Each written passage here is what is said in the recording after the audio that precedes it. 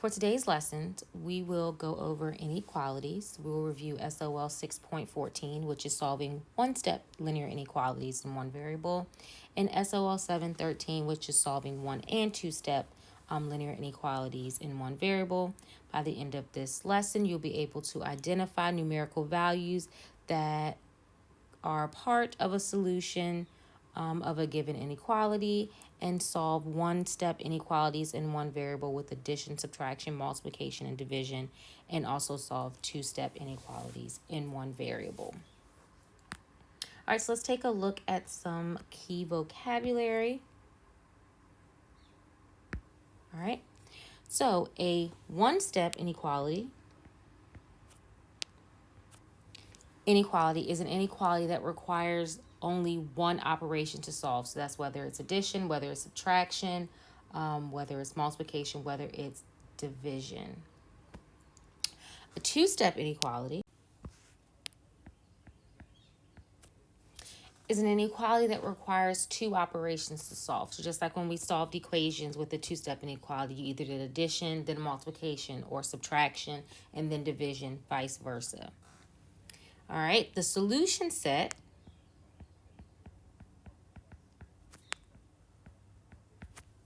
is the set of all numbers that make the inequality true. All right, so now let's review the inequality symbols. So we have greater than or equal to. We have greater than. We have less than or equal to. Less than.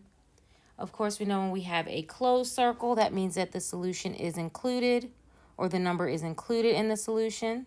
When we have a closed circle, so it is included.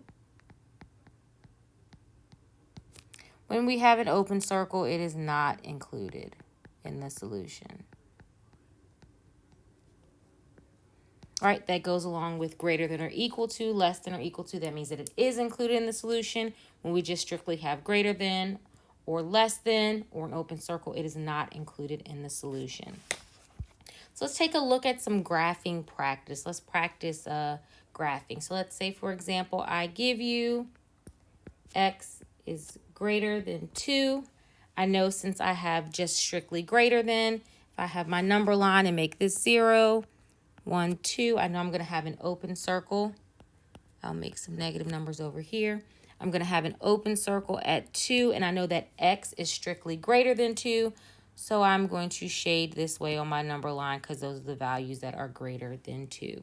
In this situation, 2 is not included in my solution. Okay, let's take a look at another example. Let's say, for example, I give you x is less than or equal to negative 3. All right, so my number line, I have 0, 1, negative 2, negative 3.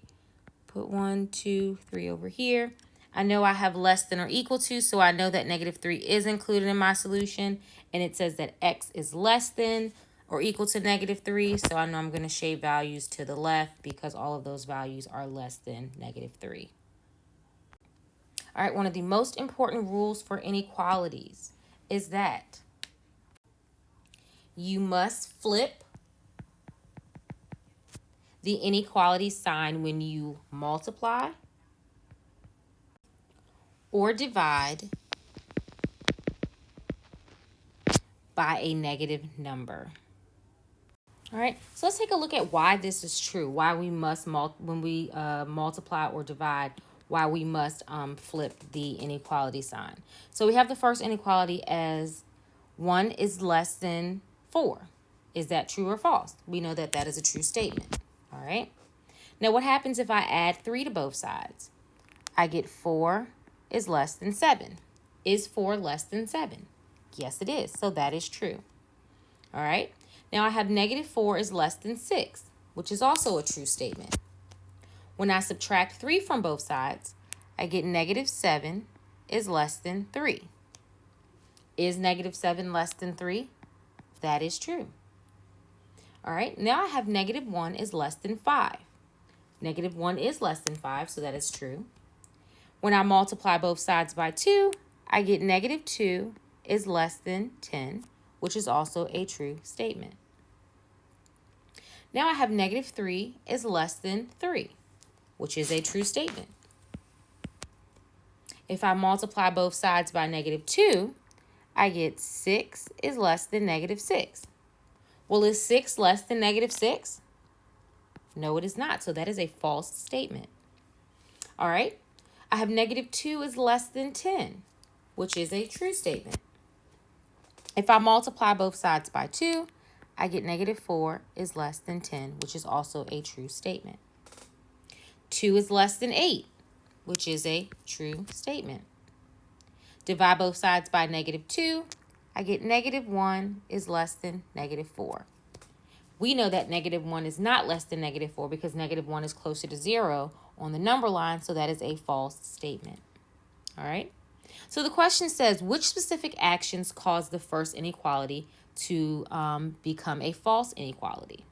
All right, so if we take a look at where it changed to a false inequality, it was when we did what? When we divided by a negative number and when we multiplied by a negative number. So we have multiplying / dividing by a negative number. All right. Without changing the action, what could be done to make the new inequality true? So let's look at 6 less than negative 6. What could be done to make this inequality true without changing the action? Okay. In order to make this inequality true, we can now flip the sign and make 6 greater than negative 6. So that is why when you multiply or divide by a negative number, you must flip the inequality sign.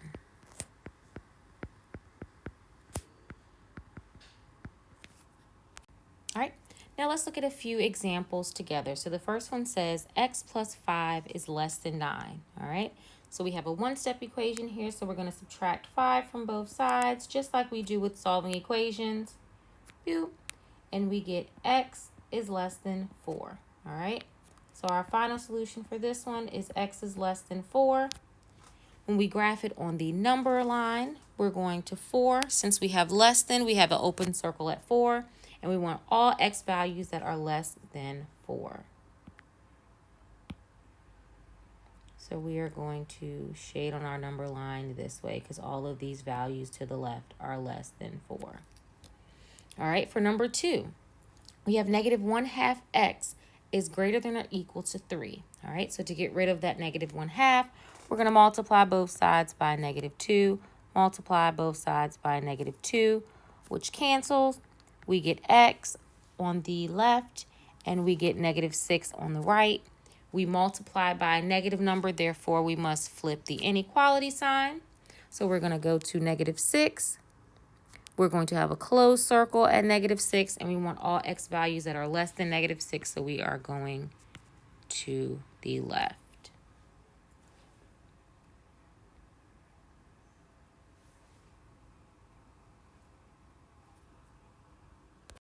All right, let's take a look at number 3. We have 3/4x plus 5 is greater than 23. So just like any other two-step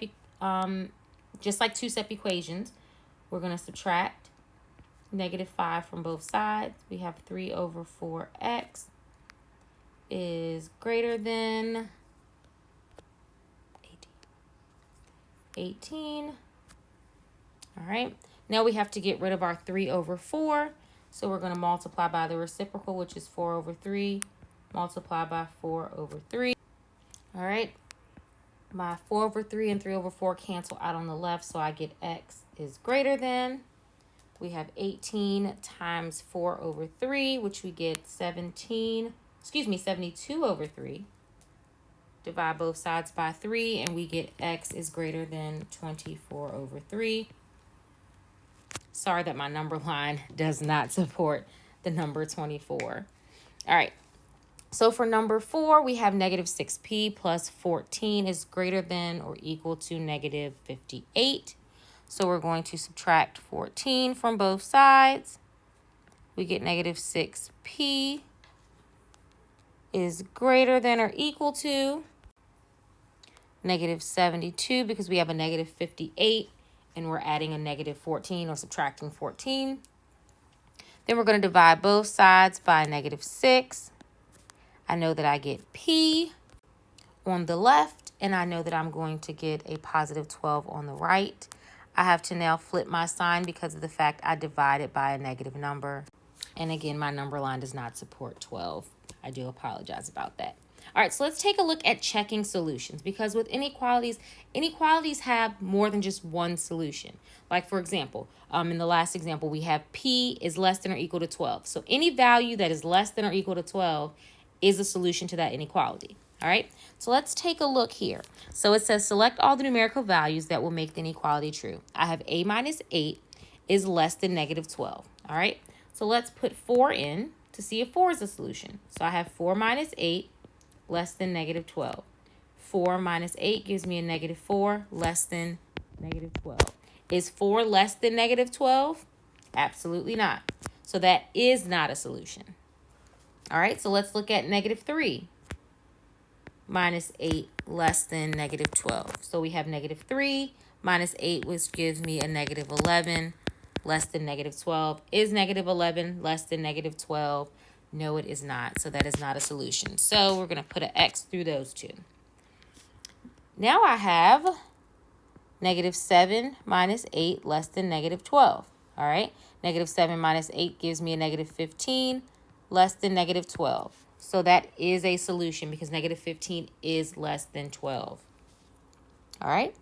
Negative 5 minus 8 less than negative 12. We get negative 13 less than negative 12. Negative 13 is less than negative 12. All right. Kind of moving all over the place. I do apologize about that. Just trying to find space. I have 0 minus 8 less than negative 12. All right, so I get negative 8 is less than negative 12. So that is not a solution. Then finally, I have negative 4 minus 8 is less than negative 12. We get negative 12 is less than negative 12. That is not a solution. It would be a solution if it was negative 12 is less than or equal to negative 12. But negative 12 is not strictly less than negative 12. So the only solutions here are negative 5 and negative 7.